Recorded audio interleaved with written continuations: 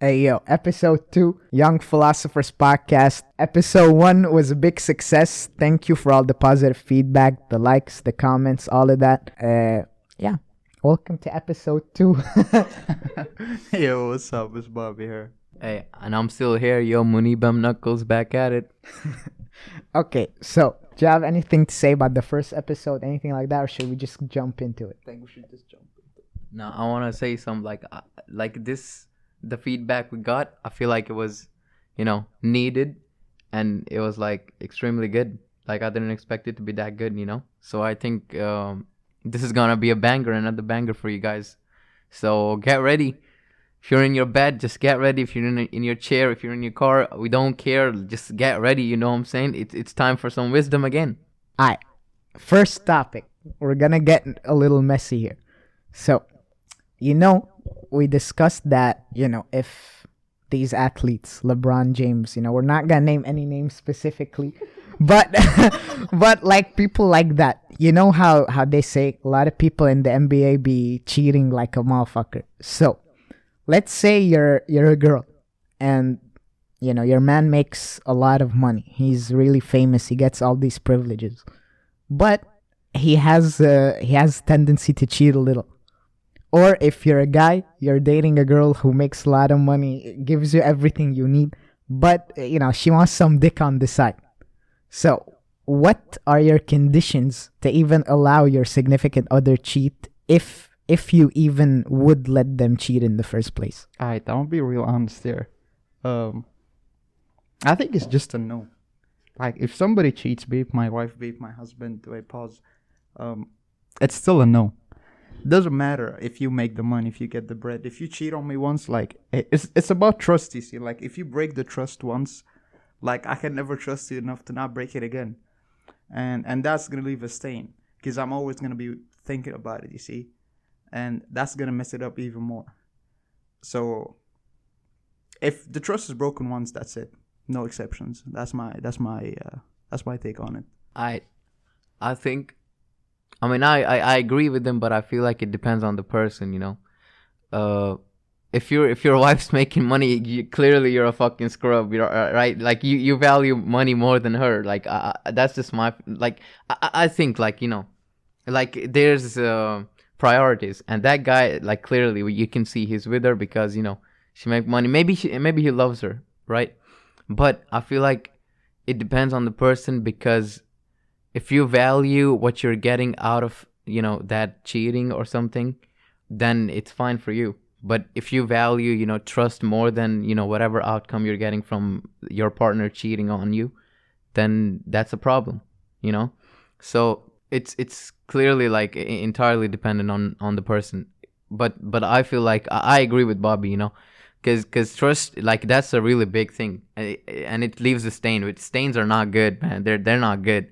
And that shit, it just scars you for the rest of your life, because then you got trust issues, right? Your girl cheats on you. Next time you go into a relationship, you're like, oh shit, now she wants better dick, yo. You know what I'm saying? And then she gonna be like, nah, you ain't that good, bro. I'ma just cheat, but I still love you. No, fuck you, bitch. Nah, you're staying with me because of me, you like the whole me. It's not like you like the half me and then the dick part, you leave that shit out. That's not fair, So I feel like it also depends on person, but trust is a very big thing. And if you break it, that's not really good, at least in my opinion. Wait, let me address something real quick. If your wife makes more than you, that does not make you a scrub. You can be so you can be a simple guy. You can be what if you like carpenting, and your wife is some kind of heart surgeon or whatever? That doesn't make you a scrub just because you get paid less than she does, even though you're doing the shit that you like to do. She could be miserable, she could be not, you don't know that, but just because you do something you like to do and you get paid less, that doesn't make you a scrubber any less than somebody that's getting paid millions. Now, I 100% agree with you, but what I meant was, if you're not making anything, if you don't even have a job, and you're entirely dependent on your wife's money, then that's a scrub. That's no way, the richest woman in the world, what I'm saying, she's divorced, with Jeff Bezos, she rich. But the thing is, what I was saying is like if you're like entirely dependent on that person just because of their money, I mean that's some gold digger shit, you know. But at the same time, you like them, you love them, and then if they cheat, you're gonna be like, fine, like at least I'm you know I'm living with her, I like her, at least you know I'm living a good life for like for their own perspective, you know, like they're chilling with the money and shit, and they're getting some coochie too, you know, like of that girl. I mean it's used, but like whatever, right? And I feel like yeah, your point is right. Like if your wife is making more money than you, then that's like completely fucking fine. Like you should be more proud of your wife if she's making more money than you, to be honest. That's what I think. First of all, I do agree that if your wife makes more money than you, that's fine. And I do agree that, you know, if you're literally doing nothing like all day and your wife works, you're a fucking scrub, bro. You need to fucking you need to get your shit together, find something to do, man. Like there's nothing wrong with making less money than your wife, but you also gotta contribute as a man. Like you gotta give something at least. You gotta pay one bill, fam. You can't just sit on your ass like a fucking asshole all day. The question I want to ask is, you know, we just said that when the man doesn't work and the wife pays all the bills, he's a scrub. But you know, a lot of females out here, they don't be working. They be trophy wives, trophy girlfriends, whatever. And then they let the guy pay for everything. But then society looks at that as completely fine. But why do you think that is? Alright, here's the thing. There's two different groups. There's trophy wife and then there's housewife. I see a housewife, she like takes care of the kid and all that stuff for a few years, and like it's kind of hard to get back into the workforce a few years after, because then you gotta explain the gap in your resume and that kind of bullshit. But like a trophy wife, that's just messed up. I don't see this. I think I would see that the same thing as like a man not doing his share in a relationship, just letting his wife pay everything. But yeah, trophy wife is just messed up. What do you think?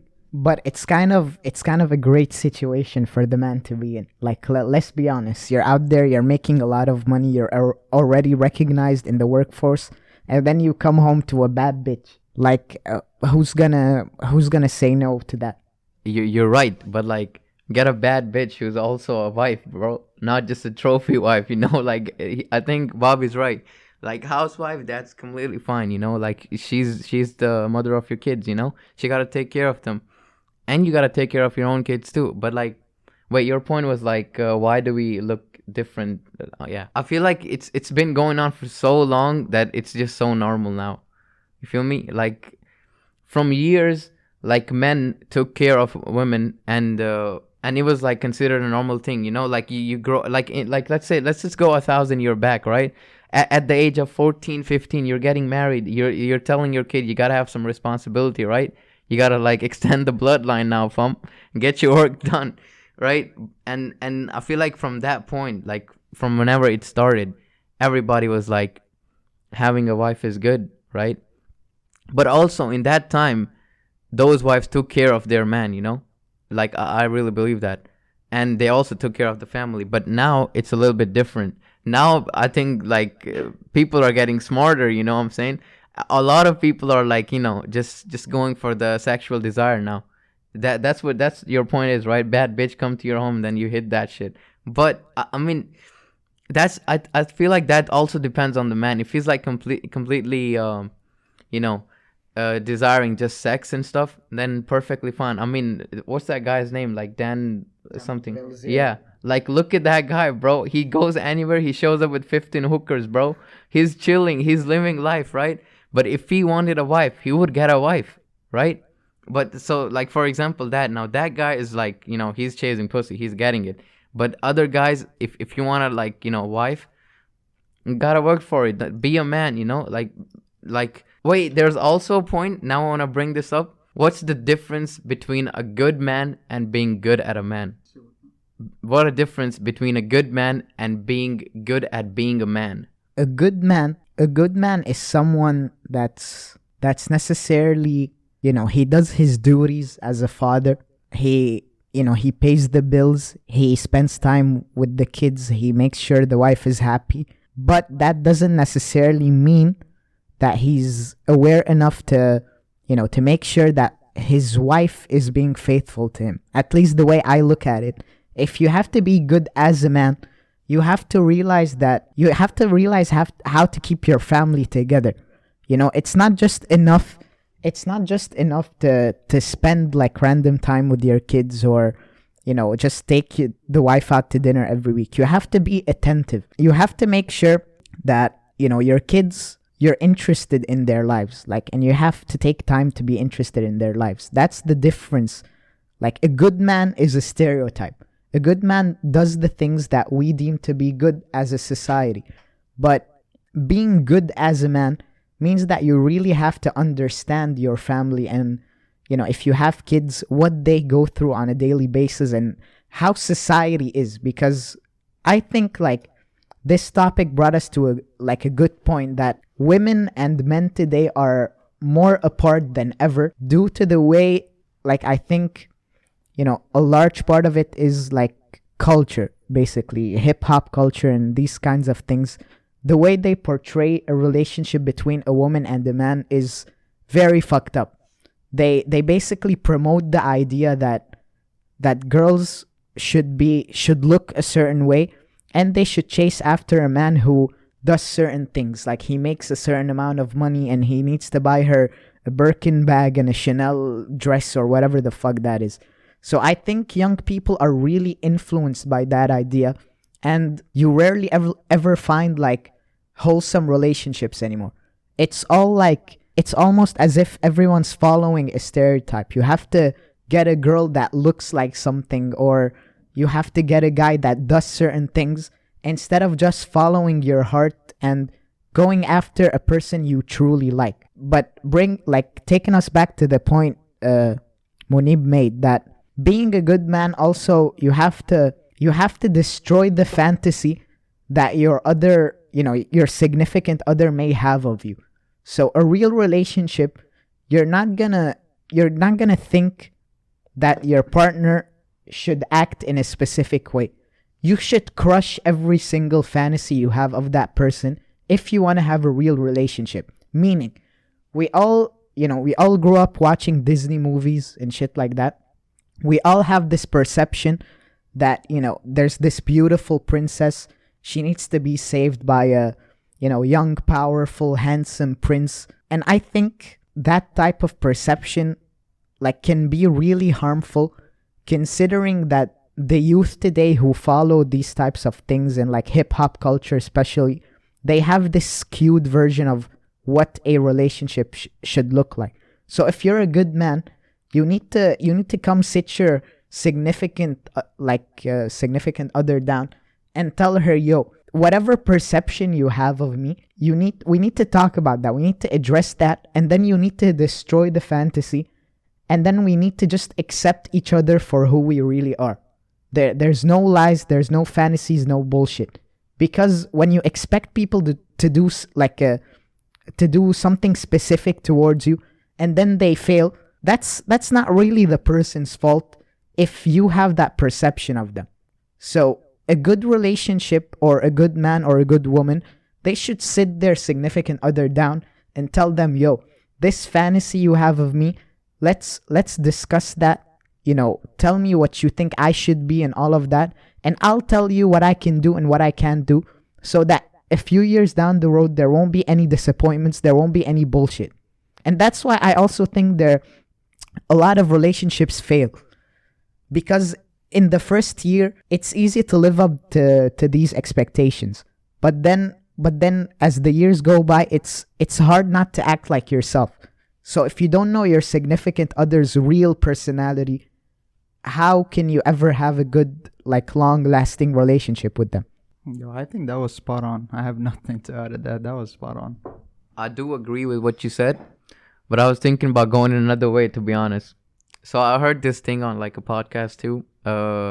What I address basically, what's the difference between a good man and being good at being a man.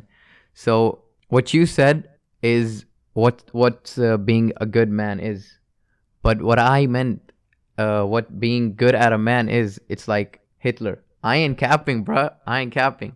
Okay, sorry, we had to take a quick intermission to fight about what he was saying, but we'll let him continue his point. What I meant was, like, as I said, Hitler being good at being a man, like from like years, like, since we're like born and shit, since the species started. So the thing was that men hunted and women stayed behind, right? And that actually shaped us to, like, have some responsibilities and stuff. That thing is like still in our fucking genes. Like, we gotta go and like conquer something big. You know what I'm saying? So so what Hitler did, like, we all know what he did, right? So what I was saying is, he actually went out and he was like, he's not taking any blows, right?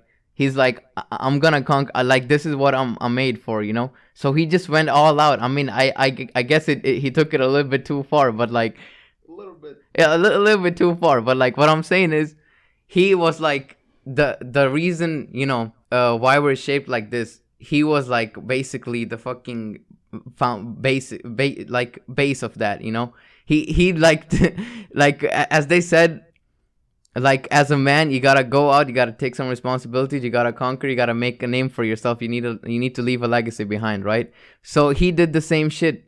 He went out, he took responsibility of like his people, all the Nazis and shit, fucking cunts, and then he was like, aight, I'm gonna take over this whole world and like let these fuckers know what's up. So if I said like Romans, they were being good at being a man, then you wouldn't have said shit.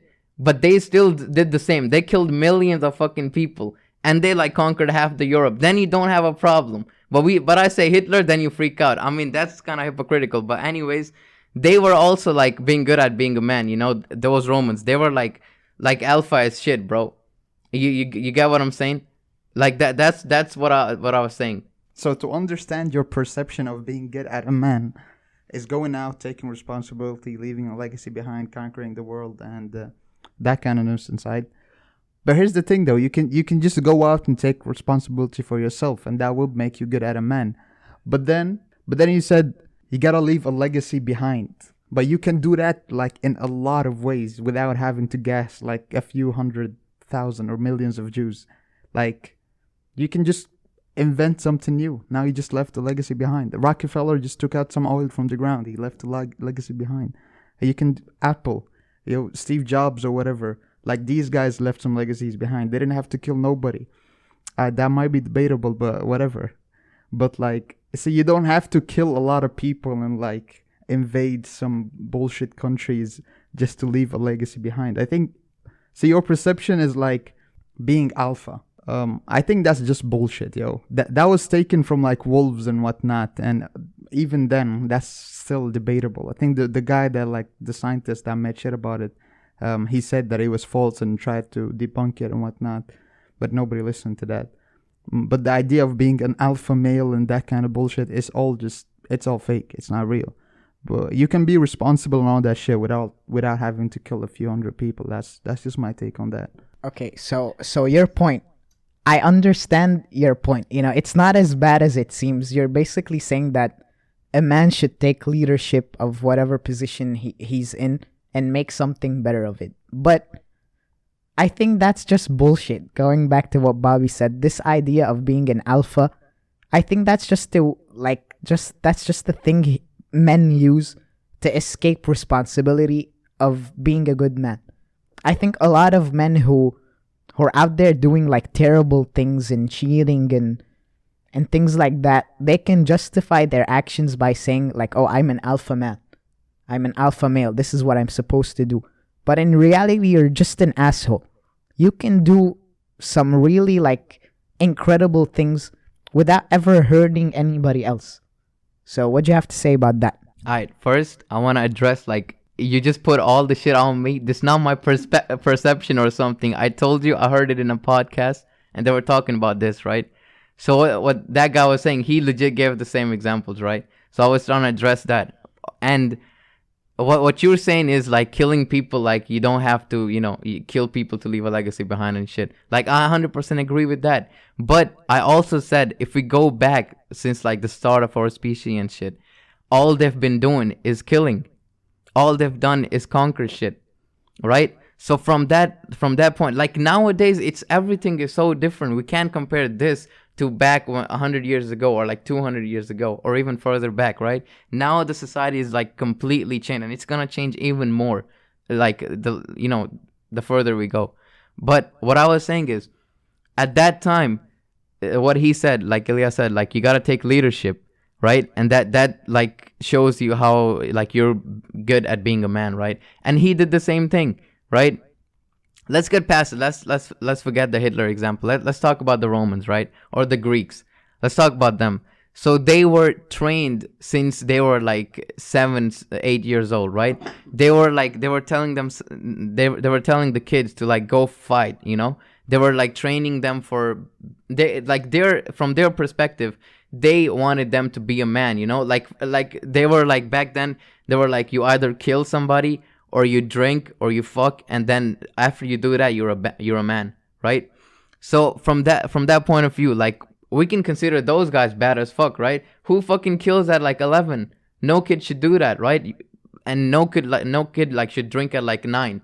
No kid should have fucking sex at like 12, right? It's just like, yeah, I mean, like from now, now even if like a girl is 17 and the guy is 18, that's the case, bro.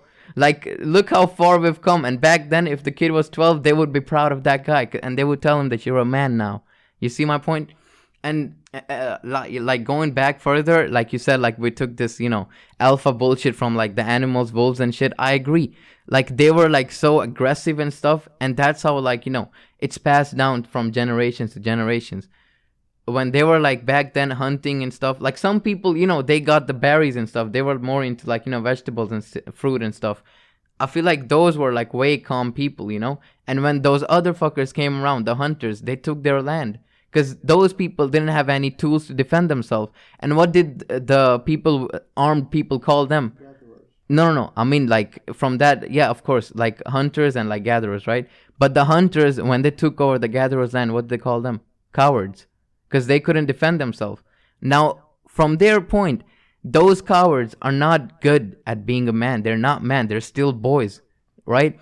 Let's go like further ahead. Let's go to the Viking era, right? Now these guys, they like went out, like they just fucking sailed around like the West, and they conquered a lot of shit, right?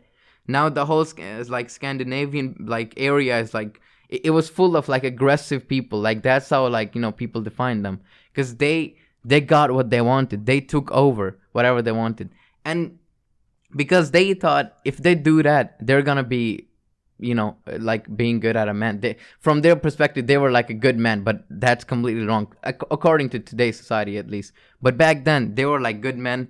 They were doing what was necessary to them. They were doing what they should have done to please their gods. You know what I'm saying? So religion, again, that had an effect on them too, and that shaped them as the person they were. So you know how they like killed priests in like churches and stuff, and they like went to the England and Ireland. They killed a lot of people, and they like took all the treasure, took all the gold, they took over farms and shit.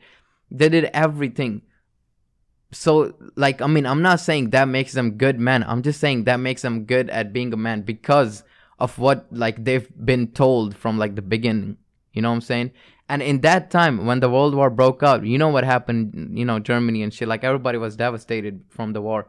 They had like 100,000 military. Like it was a treaty, the treaty that was signed to like keep the German army like limited and stuff. So like, I mean, that's what I'm saying. That's when Hitler came in.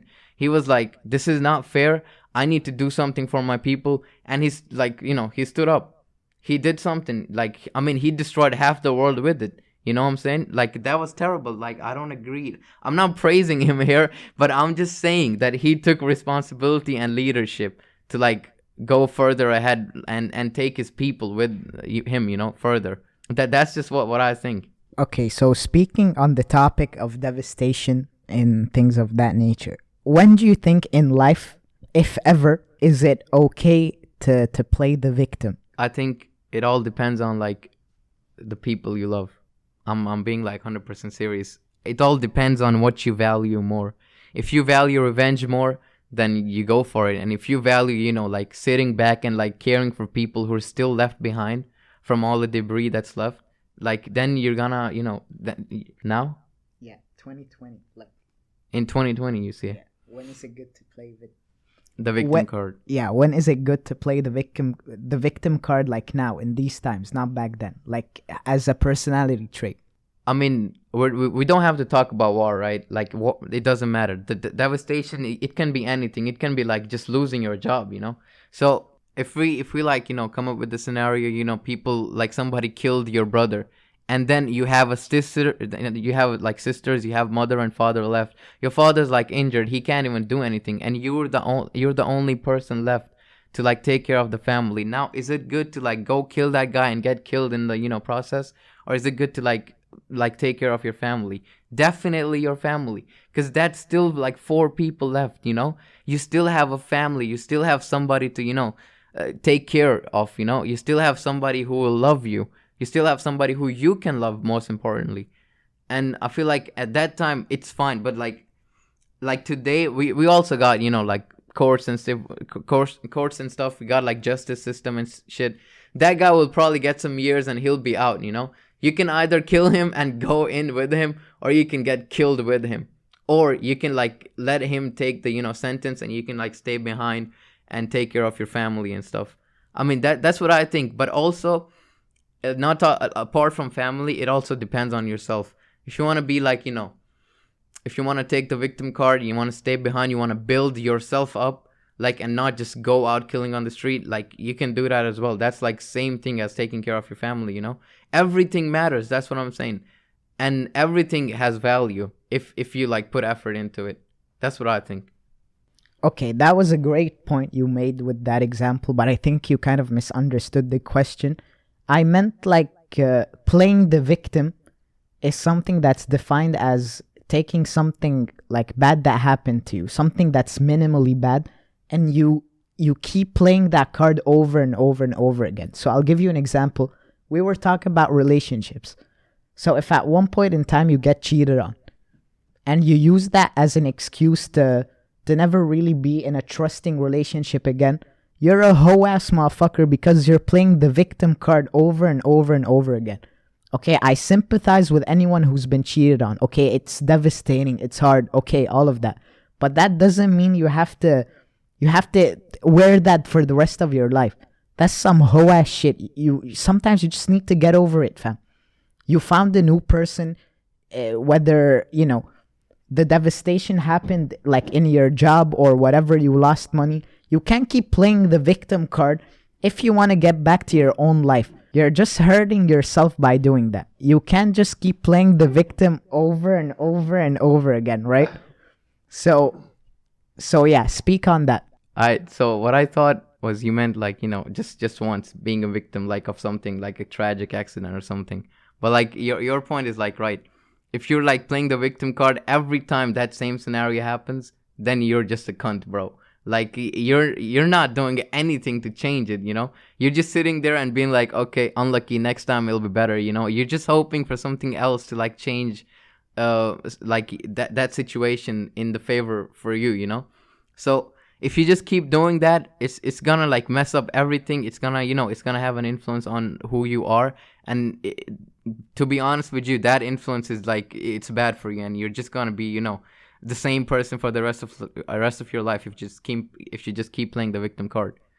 So I feel the same way like on that topic as you. Like, I don't agree with both of you actually. I think it takes time for somebody to deal with whatever they have. Like, every person copes differently, right? Every person like gets over things differently. It might take a month, a year, few years, you don't know that. But like, you can't just blame someone for not being able to get over something. I mean, if it takes like a really long, if it takes like a 10-year or something, then you might say something. But like, everyone goes through shit differently, and some people they're just taught to like bottle it all up and just like explode one day or some shit like that.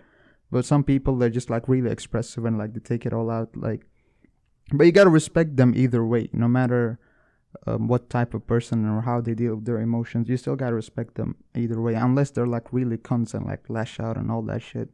But like, regardless, every person goes through shit differently, and that should be respected 100%. Okay, so I heavily disagree with what you said there, because going back to the point that we just made, being a good man means that you have to get over shit a lot quicker than you're supposed to. I understand all the mental implications that come with that and all that types of shit, but come on, man, you just have to get on with your life. You know, as a man, if whether you have parents that are old or you have kids, you have a spouse, whatever, these people are relying on you. And I think a good family starts when you have a leader. You know, it doesn't matter if they're a man or a woman, but in this example, you know, we're talking about men because we're men and that's what we understand. But being a leader means that you have to be the first to get over shit so you can guide your people somewhere. You know, speaking like how Munib said in the old times, there has to be someone who knows the way so we can all get water as a tribe. If we're all clueless, ain't nobody gonna drink water. We're all just gonna fucking die. You need someone who knows the way, or at least they're confident enough to assume a leadership position so that we can all at least follow. Even you know, in the old times, even sometimes they failed in getting water. You need people to fucking man up and try. So that's why I disagree with you. If you're going through something and you want to be a leader in life, you want people to take you seriously, it has to come from within you. You have to get over shit quickly. Find a way to do that, whether, you know, it's going to a therapist or you party for a few nights, you do some crazy shit. You have to find a way to get over your shit so that you can keep improving and get to the next goal. I feel like what you said is like right. We're going back to the point of being a good man, right? And that's absolutely right. You gotta get over shit like quick. But Bobby's point, it's also right, you know, because when you get hit by such like a disastrous situation, like such a sudden fucking event, and then you're just scarred for the rest of your life. You don't know nothing because in that situation you gave up. That's all you know. If that shit happens again, you're gonna do that again. So for those people, like, I mean, like, they got my sympathy, but like, I mean, from like our point of view, we're thinking that if that happens, we will try to get over that shit, right? We will get over that shit. That's our mindset. But for those people, they're like, they gave up, right? And for like, I mean, you're talking about those people, right? Like, they gave up and like, they're not good. They can't get over shit, you know? They can't play they're allowed to play the victim card in that situation because the thing that happened to him was very big. But I feel like as a man, as a woman, as a like anything, like whatever the fuck you are, like you gotta get ahead, bro. You gotta get ahead. Like you cannot let one thing take over your entire life and then like basically judge yourself for it, you know? And going back to like his point, like you can either party, you can go to a therapist, you can, you know, chill, you can whatever makes you happier, you know, whatever helps you get through that point, whatever helps you like cope with it, whatever helps you get over it and start a new, you know, life. You gotta do it, and it will take time. Again, time is like a very essential thing in like our life. Time is amazing.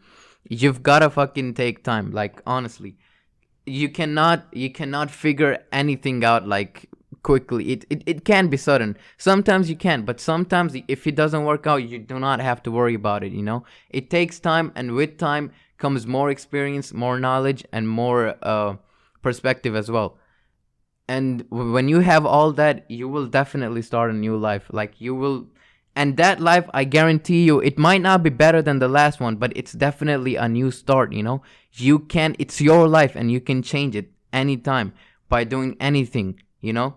So talking about things that you can do to like change your life, or you can talking about things that you can do to change you can do to basically stop playing the victim card. You've got to find it, because if you're a victim of something, I'm sorry, I really am, but you've got to get past it. You just try to, like, I'm not telling you you've got to like 100% you must, but you must try every single day. Just get up, think about it. You get up, this shit stays in your mind. Like, how is that gonna, like, that's gonna affect you for the rest of your life. You're just gonna keep waking up every morning thinking about the same thing over and over again. That will never work out.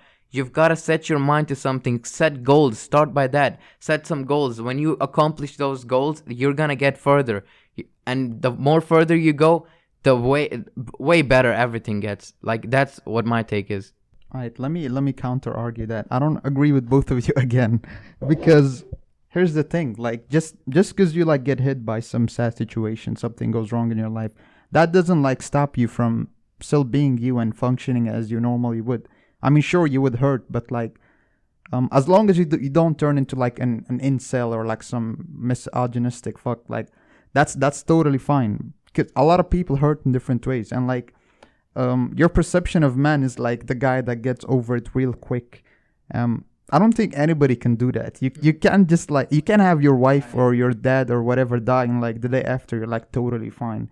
You're obviously gonna grieve, and some people grieve longer, some people grieve less. But like, making you that makes you really strong, especially when you grieve and still function normal at the same time.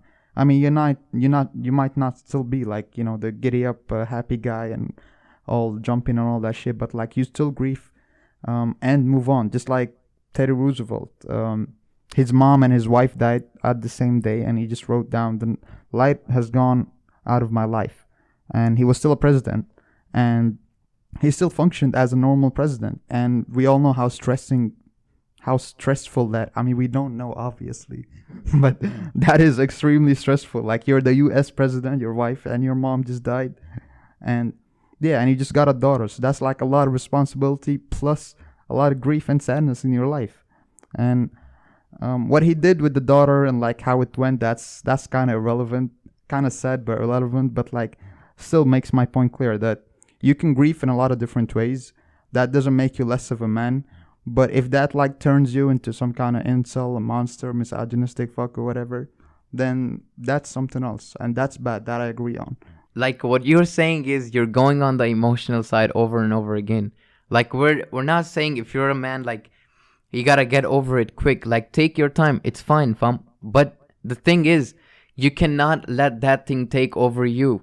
You either learn to cope with it, or you let it take over you and be nothing. That's just two options, And like that guy, like his wife and mother died. Like that's really fucking sad, bro. I can't imagine that happening to me. Like I'd be just in my bed crying all day, fam. Like who gonna cook for me, yo? Right? Who gonna bring me water, yo? Who can I fucking annoy now, yo? Like I feel bad, But the thing is, at one point I'm gonna have to move forward, At one point I've gotta move forward. And the thing is, you're saying that playing victim card is fine because, like, that's such thing happened. Like his mother and wife died, and he had responsibilities. I don't think like he had responsibilities, and he gotta fucking like take them. He gotta take care of them. But if he just like lets like that thing like take over his life, then he's gonna be nothing. He's just gonna like stay behind. Like you gotta go fast, bro. Life is a fucking race. You gotta go fast. If you slow down, you're out. That's what I think. And like what you're saying is correct. It takes time, like, and it might like have effect on your personality and shit. That's different. I agree. That's different. But going to the point that you've got to get over it at some point, I definitely feel like yes, you do, because you cannot be the same. You cannot be like the same type of person like your whole life. You cannot just fucking. You cannot wake up one day and choose violence. Like you gotta change, man. A change is good, not like all the time, but a change is good at a certain point of time, at a certain point in your life. A change is gonna come, and it's gonna like change you into another person. Whether it's bad or good, that depends on you. It's all about you. So that's what I think. Alright, so you say like you gotta get back up and like just keep running. It's a race. So yeah, that's bullshit. That's I mean, your parents died, your wife died, whatever. Fuck it, man. Take a week off. Fuck, take a month off, man. Fuck all that. Like, it's not that important. You don't gotta like. You're not running against anyone. Right? It's your life. It's like a marathon. Right? All you have to do. I mean, you are gonna get to the end, but it's not a race. There's no challenge against anyone else. It's all you. You're the one like that value your achievements, goals, and whatnot. So it's not a race. Fuck that. But at the same time, you mentioned fuck. What do you mention? Going to your point. Life is not a race. Let me ask you something, right? Who was the first person who landed on moon? You got the answer to that? Neil Armstrong. All right, let me ask you another question. Who was the second person who landed on the moon? Buzz Aldrin. There we go. Nah, ain't no way. Ain't no fucking. He It is just Buzz capped. Aldrin. He got capped. you with that, yeah. He capped. thought he could He get that capped. shit to a He race. capped, Get the bro. fuck outta Yo, here, you bro. didn't know though. Yes, You I get the swear to fuck. God. Nah. Yo, Aldrin. Nah. Everybody knows that guy. Yo. Buzz Aldrin. Yo, I can go around the school right now and ask like 20 people. Nobody would Alright, fucking let's know. walk. Like you want to do it? Yo, take the social pod with us, fuck. social experiment. Let's go. I'm down. I'm down. I don't give a fuck, bro. Yo, That's not happening. That's not happening. nah. That's not happening. Okay, what did you expect, bro? This is the Young Philosophers podcast. You thought I wouldn't know who landed on the moon? Come on, bro. You gotta do the better. First person, bro. The first person, I agree. Like the second one, how many people know out of like 7 billion, bro? How many? Tell me. Just take a wild guess. Out of 7 billion, I'll probably guess 93,200,000 people know that. 93. That's not even like 10%, bro. You get my point, right? Like sometimes, what you said, like life is not a race, and like his mother and wife died. That's it. He got a fucking excuse to give up. That's not giving up. Okay. Like, but you're saying you have the same point, bro. You're like going back to the same thing. You're just on the emotional side, bro. I'm sorry. I know I hit you, but like, come on. Like, what you're saying is like, if that shit happens to you, you got an excuse. You take your time, and then like, if you can't move forward, like, fuck it, just give up. You know. But I'm saying like if that happens to you, you take your time. If you can't get up, like take more time. It doesn't matter. You're not going anywhere. If you're just at a point that you're stuck, you're stuck. Just keep taking more time. You know, time will heal you. But you cannot just stay there and play the victim card again. Like, come on, that's just not, you know, like that's not fair, you know, to yourself. Yeah, but that's what I'm saying. You gotta take a week, a month off to like get your shit together. Right? You can't just jump back into it after such a tragic loss. You gotta take a break to like think for yourself. I don't know, get your shit together. I don't know, cry if you have to or whatnot. But like, you need some time to cope, to grieve properly. You can't just jump back into it. That's what I'm trying to say. Second guy was Buzz Aldrin, by the way. Okay. To pivot off that conversation, you know, we can agree, disagree all we want. But, you know, everybody in life has something tragic happen to them. Whether it's something huge, as in like your whole family dying, or like whether you're a fucking 13-year-old cunt and your girlfriend just broke up with you and you think that's tragic or whatever. The point is, how can you take that tragic event, you know, that you consider to be, you know, life-changing or whatever, how can you take a valuable lesson from that, and how can you use that to get better at life? I mean, you just take it to the chin and accept that it happened, and it's not your fault, I think. I hope. But yeah, you just take it to the chin and you move on. You gotta learn everything that comes after it. Sure, it's gonna be hard, but like, tragic always, like, it changed you as a person, and you gotta make sure that it changed you to the better, or like keeps you at your state. It doesn't drag you down. At least that's what you should focus on. But yeah, like, hardship and tragic will always change you as a person. Okay, but what's your advice to anyone out there? How can they take that? Like, what's the process they have to go through and extract a valuable lesson from the tragic thing that happened to them? I'm gonna be fully honest here. I'm not really good at dealing with tragic situations in my life, but what I usually do is just I just take a day off. Like, I just turn off my phone, take a day off, walk outside, sit down and smoke, and just think what I can do. How can I improve myself, and just grief, basically. But I disconnect myself completely from everyone and everything, and it's just me and my thoughts, and I have to face myself, like, face to face, and deal with everything. If it doesn't work, I obviously repeat that a few times. But I don't do that a lot, because obviously that's kind of scary, you know, just you and your thoughts. That could go bad, in my opinion. Alright, I feel like what you said is like correct. So what you're saying is basically reflect, right, on whatever happened, reflect upon it, and then come to a, you know, conclusion about what you can do to, you know, get better, or what you can do to leave that thing behind. And I agree with it. But sometimes I feel like staying alone with your own thoughts, disconnecting yourself from the whole world, is fucking scary, man. That shit is scary as fuck. And if that happens to you, if you're that scared, go out, man. Like, go talk to somebody, honestly. I'm not saying like therapy, but like go open up to somebody. Just go out and scream whatever it's in your heart. It doesn't matter. But always being alone with your thoughts and reflecting is like it's good, but like not all the times. I just want to warn you, because I've been on it like once, bro. That shit was so scary. That shit was a bad trip too, it happened on a bad trip, and I went fucking apeshit crazy. I was like, nah, this just can't be real. Like, how have I fucked up so badly that I got to this point? And then but then I thought about it, then I understood, like I fucked up right here at this point. In the future, I should avoid it. If I don't want to go to the same pattern again, I gotta avoid it.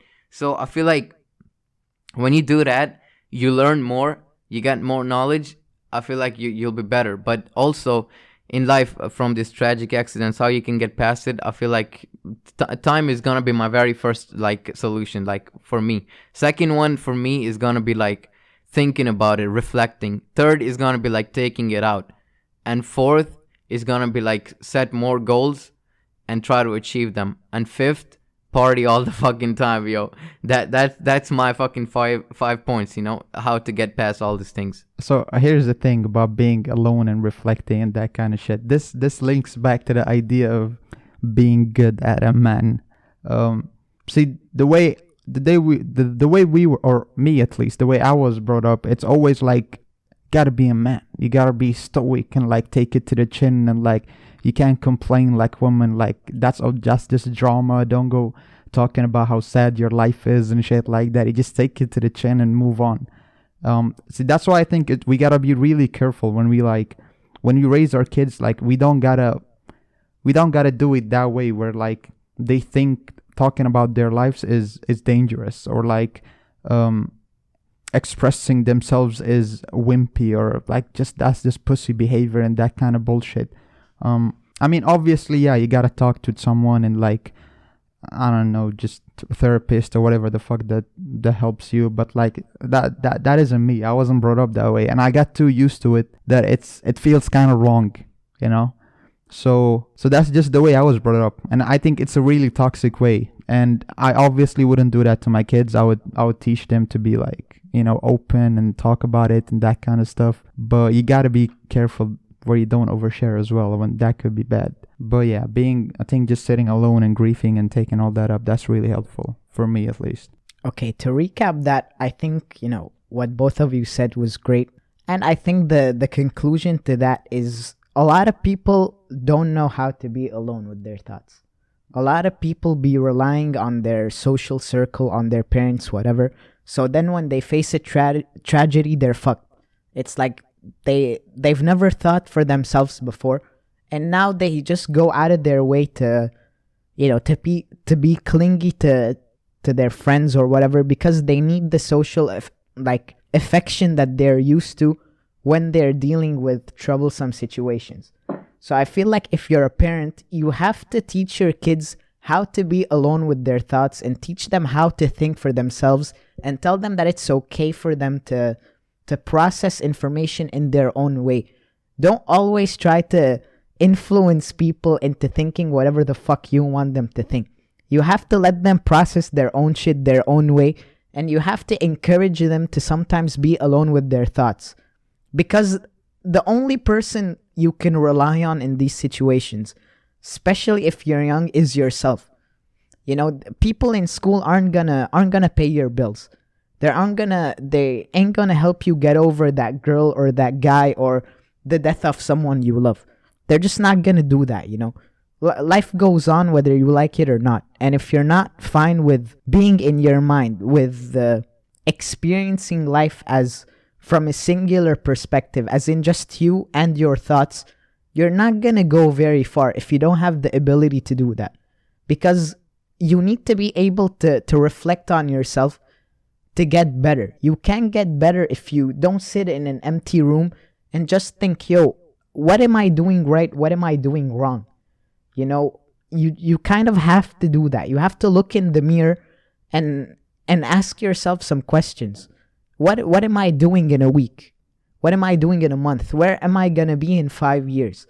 And if you always rely on your on your social circle to give you answers and help you feel better, you're gonna hit a wall.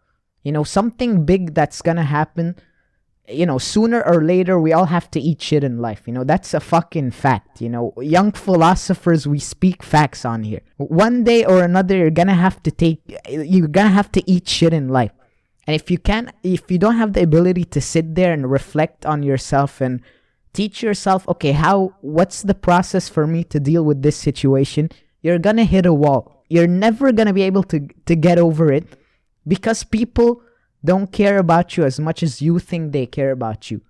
It's nice having friends, and it's nice having best friends and spouses and all of that shit.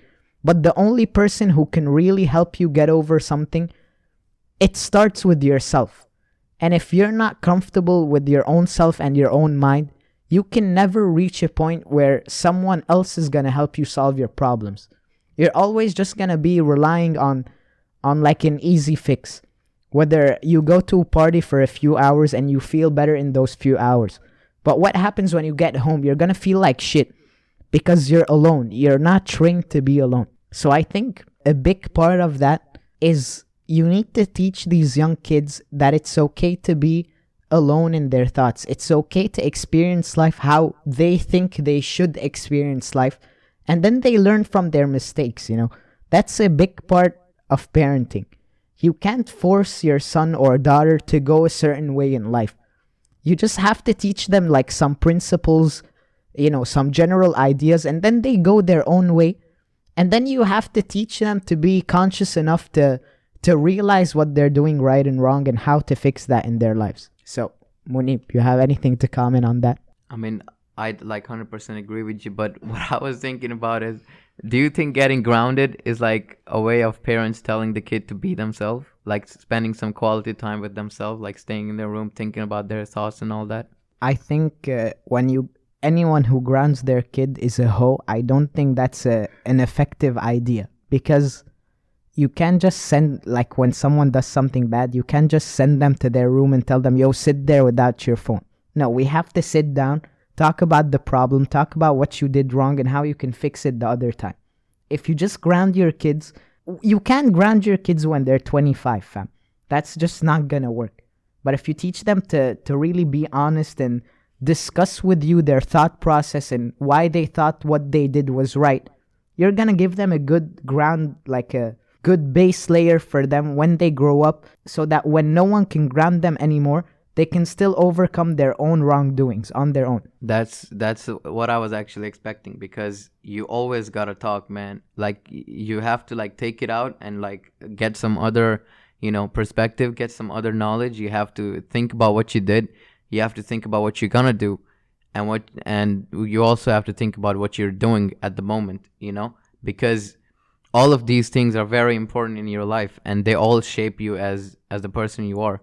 So I agree with all of that thing. Okay, to go to a new point. Do you think that people can tell by the way you're acting, or by the way your facial expressions are? Do you think people can tell if you've done something specific? Meaning, let's say, for us, we live in Sweden. At least for me, I can admit I know some sketchy people. These sketchy people, as far as I know, they've at one point in their life, they've taken a life. They've killed somebody. And that type of energy, you can pick up on, when someone like that is talking to you or telling you something, you can tell that this person has gone through some shit that you will never go through. They just have that look on their face, the way they talk, the way they see things. It's just coming from a harsh perspective.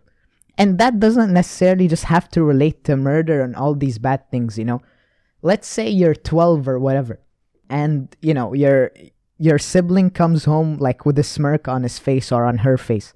Can you tell that they've done something that they consider to be bad or whatever? Can you pick up on that energy just by looking at someone? I think it entirely depends on the person. See, I'm fine with... so I met this guy like at the train station. I just met him once around school, like we just shared something. A few days later, he walks up to me. He just acts like a friend and everything. And obviously, he needs something, and I give it to him. And like he starts opening up and everything. But before he opened up, I knew he was a sketchy guy. It was just obvious. But the thing is, this guy was cocky about it. So I knew that he has done something. And then sooner or later, I tried to crack that out of him. I tried to steer the conversation to that, nature, and it kind of worked. I started asking him some sketchy questions, but like they were very vague. I didn't want him to know my intentions or why I was asking him these questions. And since he was very proud of what he had done, he just started opening up and was like, "Oh yeah, I've been up there and like I stabbed the guy and everything. It was amazing. It was all cool. I went to jail for like 6 years. It was nothing, bro. Now I'm back here, but this now I'm a better person and that kind of stuff." But see, I don't believe that last part. You know why? Because he was so proud of what he had done. See, if he was a different person, he would think, or like he would start to believe or reflect or see himself as a guy that did something wrong. And the first step to improving is obviously seeing the mistake or seeing the problem. But for this guy, he just did it because that guy deserved it and whatnot. And through that, since I already saw that from the beginning, I just saw that from his cockiness and his arrogance and the way he was talking, I just knew that he had done something. So I kind of believe that for some people, you can really see it from their behavior or that they have done some shit that you would never do. But then again, there are some people that are so good at hiding it that you would never know. I've had a friend I've met him for like 3-4 years ago. See, we've been really close friends and we talked about a lot of shit. But some stuff he never talked about. And that was fine. I gave him space. I didn't really care. But then one time, he just opened up. He's like, as a joke, I started, "Yo, this guy deserves to be punched." He's like, "Oh yeah, dude, just one time I just punched a guy and he just choked and went to coma." Like, he knew it was bad. And like, I kind of didn't believe him at first, but like, after some talking with other guys and stuff like that, they just opened up. And since he's a really nice guy, like I would never ever expect this out of him. But he sees it as a bad thing. And because of that, I don't really see him in a different light. I still see him as a good guy that I've met, and he's been nothing but nice to me, and that's what I always think about him, right? But from that, I can see that some people are just really good at hiding it, and some people that are like really proud of their actions and whatnot, that you can really see it in them and the way they behave and shit like that. I feel like we're exposing a lot of people here. That's a lot of people. No names. But you can actually tell a lot about somebody just from their, etiquettes, their behavior, their facial expressions and all that stuff. And also going back to your points that you're saying some people are so good at hiding it. So I definitely agree with it because, I had a friend, I mean, he's still my best friend, right? But he had not bad things. He ain't fucking stabbed somebody or sent somebody to coma and shit. But that guy would never open up about anything, He was so uptight and stuff. And I knew he had problems back home and shit, And I felt bad for him. But every time I asked him, he would change the topic. Every time I asked him, he'd either get mad or just go silent. Or he would sometimes when I'm alone with him or something, he would tell me that this shit happened. I was like, bro, it's just take your time, Just take your time. And that guy who would talk about that shit, but he still wouldn't open up completely, He just wouldn't. He had this feeling in him that if he just kept it to himself, it'll just get better eventually, But I feel like if you do that, either you learn to cope with it, you try to live with it, or either you just it takes over you, And when it starts to take over you, you have to take it out, because if you don't, it's gonna be bad for your legit physical health, your mental health, everything, your whole behavior is gonna change and your whole routine is gonna get fucked up. So going back to the point, if you can see from, visually if that person is, he can do this or he can do that, I think, yeah, especially in Sweden, back home in our country, in Pakistan, everybody's in the same dress. I can't see that, but facial it's so like different, you know, like you got a different type of beard, oh, you're a fucking cunt.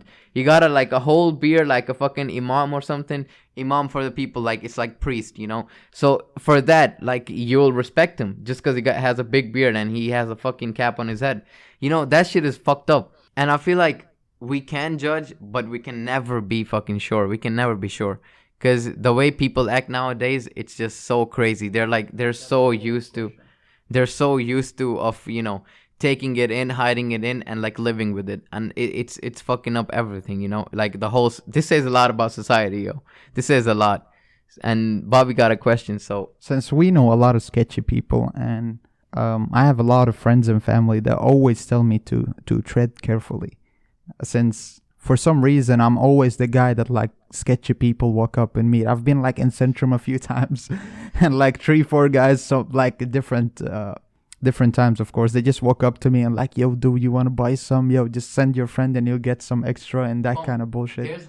there's like so much fucking drama in your life. Sometimes I wish like I was in your shoes, no joke. But like I get it from your perspective. Like, it's fucking annoying now, right? Now, for me, it's not just annoying. For me, sometimes it gets scary, because sometimes they might just think I'm someone else and like I'll be in trouble or that kind of bullshit, and that kind of scares me sometimes. But since my friends, like, they see that, they're with me sometimes, and they always tell me to tread carefully, like, be careful who you talk to, like, these guys might get you in trouble and that kind of stuff. Don't go with around, or like, don't stand in this place, at least, because this is where they always come. Since I also have a relative that serving for, okay, I'm not gonna be too specific, but he's serving sometime for similar situations, for not treading carefully. How would you tread carefully in these situations? What would you guys do? Would you just like stop meeting these guys? Would you guys not say hi back, just walk in front of them, whatever? How would you deal with it? I mean, honestly, I wouldn't tread carefully, because these types of people, you have to get familiar with them and you have to be comfortable around them. Because something I realized, you know, as a young kid when I first came here and like really befriended these people that I had no business befriending, was that some people have done things that you will never even come close to, like bad things, I mean, not even good things. And being around that type of energy can really change your perspective. It can really destroy your dreams. It can destroy your perspective, because you start thinking that what these guys go through and what they've done, you start thinking it's normal. But in reality, you're only seeing kind of the good parts, because you're seeing the expensive car aspect, you're seeing the expensive clothes aspect, you're seeing the bad bitch on their side, you see the respect they get around random people, but you don't realize that it's a full-time job to be like a sketchy person. I'm not gonna, you know, name specific things, but it's a full-time job. We only see the good things because that's how society works. You know, these people obviously realize the type of clout they have, and obviously they want to flex that when they're around strangers. But we don't realize how stressful it is, and how many times like their lives have been in danger, or the lives of their significant others. You know, these types of lives are not easy to live. So that's why, you know, if me right now, of course my parents told me the same thing, but I kind of realized that if I didn't get familiar and comfortable with those types of people, one day I may have encountered a situation where I would have had to face someone like them. And, you know, and if you're not familiar or comfortable with a type of person, they're just gonna bitch you around. You know, we have this running joke in Sweden that a lot of, like, you know, simpy, insully white people here, like, when they see like anyone like from a background that's not white, they literally like cross to the other street to avoid walking on the same street as that person. And I feel like that's fucked up, because as we said, one day you may have to encounter that danger. And if you're not familiar with that type of mentality, if you don't know how to hunt, you're just gonna be the victim here, and you can't blame anyone but yourself. I mean, I understand that it's wrong to threaten people and do bad things to people, but you're also accountable for your own like mentality and your own actions. So you need to get familiar with these types of people so you know how to act if a situation like that should ever come to you. And especially if you're a parent, you need to teach your kids that. Tell them to observe from a distance. Tell them to understand why these people do what they do. But also don't let them too close. Help them realize that it's a tough fucking job to be sketchy all the time. You have so many things to lose and so many things to worry about. And it's legit not a good way to live. I agree with you what you said. And I feel like we're all living in the same world, right? You cannot escape these people. Like once in a lifetime, you're gonna have to, face them. So while you're at it, fuck it, like get some knowledge, understand them, like know how it all works, because that's gonna help you in the long run. It will definitely help you, and you cannot escape it. You can go to any part of the world, and one day, like those people who you're escaping from will come and catch you, yo. And then when you have to face them, you'll be so fucking confused. You will have no clue to what to do or something. You will just be like, you won't have any knowledge of that. Why? Because 2 years ago you were fucking scared of them, so you just ignored it and you left it alone.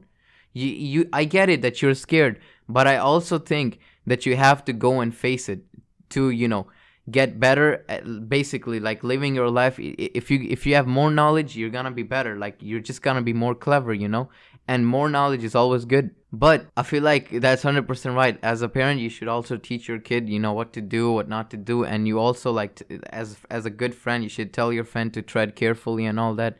You should do all these things to make sure that you will at one point in your life that you won't face hard problems and stuff. And the main point, the important thing is, even if you face these problems, you're able to overcome them, and you're able to build yourself again from that disaster. So that's what I think. Okay, so we just spoke about some really, really tough, heavy shit.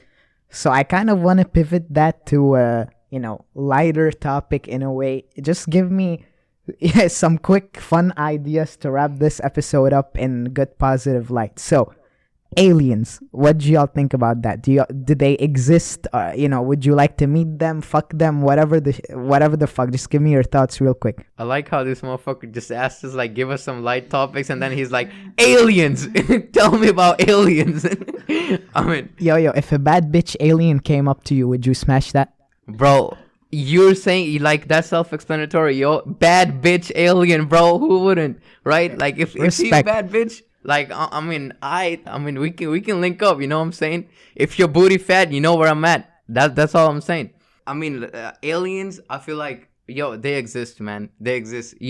I'll go deeper into this in another podcast about type of civilizations. As I mean, these guys know type 1, type 2, type 3. And humans haven't even reached type 1. So we have no fucking clue if we're in a fucking, if we're just part of a fucking project or this is real, And scientists, basically, they say that it's 50% chance. Either we're in a simulation or we're not. So I feel like aliens do exist. And they will definitely, one day or another, they will come to us. Or it might be that we're the fucking aliens, right? And if we're the aliens, there's a lot of bad bitches, yo. There's a lot of bad bitches, you know what I'm saying? Yo, I don't know if you guys seen the episode of Rick and Morty with the magician alien with 3 boobs and all that shit. Yo, what if the alien can do that, man? I don't want none of that. Then her husband is like a Chad with 3 nipples. Bro, that's even worse. Now, but aliens are a must. I think they're definitely they're bound to be there, yo. And universe is expanding and all that shit. There's no way there's no aliens, but the question is if they're more advanced or not, or can they travel or not, or what if they already found us but they think we're harmless, so they just don't care about us, or they're waiting for us to evolve or some shit. There's a lot of questions, but I definitely think they exist. Okay, I feel like you're correct and all that shit. The questions you asked are we can't just answer them in 5 minutes. We're gonna have to go into a deeper topic here, if they really exist and where are they and how everything is working out for them and shit. For today, I feel like we've covered a lot of things, and it's been a good time with all of you guys. You know what I'm saying? Yeah, take it away, the host. Okay, recap on the aliens real quick. I think they're here on Earth. They're doing a lot of shit, but for that. We ain't going anywhere. Take a breath, bro. But we're gonna get really high for one of these episodes and discuss all of that shit. So don't worry. Thank you for listening. We fucking love you guys. Thank you for the support. Peace. See y'all next episode.